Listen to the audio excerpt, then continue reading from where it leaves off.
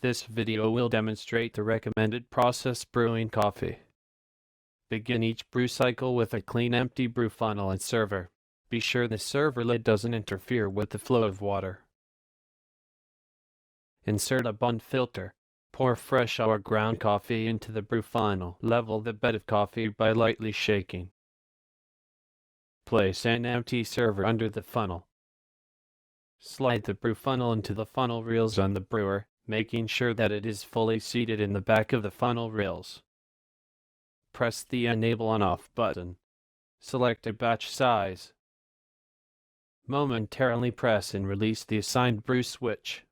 The display will read "Now Brewing," which shows the time remaining in the brew cycle.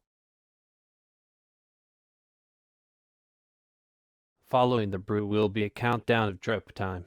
The display screen will read "Dripping" and to show the time remaining. Carefully remove the brew funnel after visible dripping has stopped and discard grounds.